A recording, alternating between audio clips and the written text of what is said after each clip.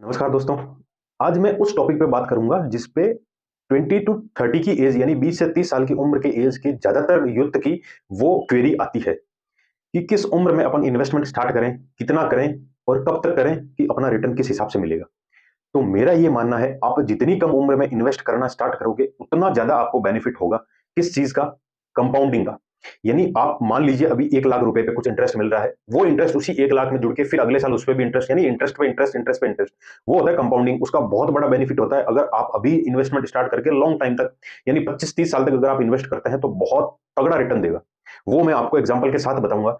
और मेरा ये मानना है, आप अपनी इनकम का कम से कम 25 to 30% सेविंग करके अपने पैसे को या तो इक्विटी में लगा सकते हो, या बॉन्ड में लगा सकते हो, गोल्ड में, सिल्वर में, या बहुत अलग अलग टाइप के असेट्स हैं वहां आप इन्वेस्ट कर सकते हो जो कि अच्छा रिटर्न देते हैं। मैं इन्वेस्टमेंट के जो फायदे हैं कम उम्र में करने के, उसके 2 एग्जांपल लेके चलता हूं, आपको बहुत पिक्चर क्लियर हो जाएगी कि कब इन्वेस्टमेंट स्टार्ट करना चाहिए।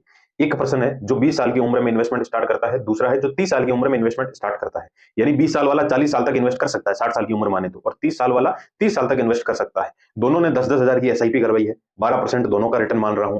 टोटल इन्वेस्ट किया है, जो 20 साल से स्टार्ट कर दिया उसने 48 लाख रुपए, जिसने 30 साल होने के बाद स्टार्ट किया है उसने 36 लाख रुपए, यानी दोनों में सिर्फ 12 लाख का डिफरेंस है।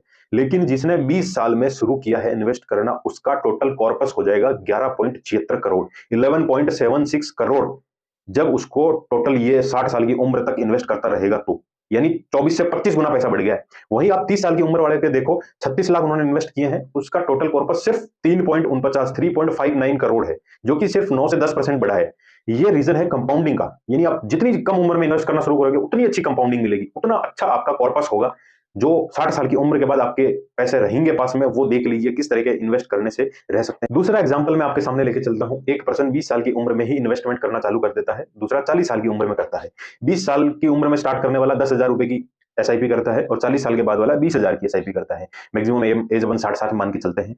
रिटर्न अगर उनका 12% माने दोनों का, तो इन्वेस्ट तो 20 साल वाले ने 48 लाख किए हैं, और 40 साल वाले ने भी 48 लाख किए हैं, क्योंकि एसआईपी ज्यादा कर रहे थे। दोनों ने 48 लाख इन्वेस्ट किया है, 12% रिटर्न माने तो जिसने 20 साल में शुरू कर दिया था उसका टोटल कॉर्पस रहेगा 9.20 करोड़, यानी 9.20 करोड़ रुपए उसका टोटल कॉर्पस रहेगा, 60 साल की उम्र का हो जाएगा तब। वहीं जिसने 40 साल में शुरू किया, भले ही उसने एसआईपी ज्यादा की है, 20,000 की है, लेकिन उसका सिर्फ और सिर्फ 1.73 करोड़, 1.73 करोड़ उसका इन्वेस्टमेंट का जो टोटल कॉर्पस बनेगा वो रहेगा। अगर उसी रिटर्न को अपन 12 के बजाय 15% मान ले, मार्केट अच्छा रहे तो 15% रिटर्न मिले, तो जो 20 साल में जिसने शुरू किया है उसे 23 करोड़ यानी 23 करोड़ रुपए टोटल कॉर्पस रहेगा। वहीं 40 साल में जिसने स्टार्ट किया है उसको सिर्फ 2.65 करोड़।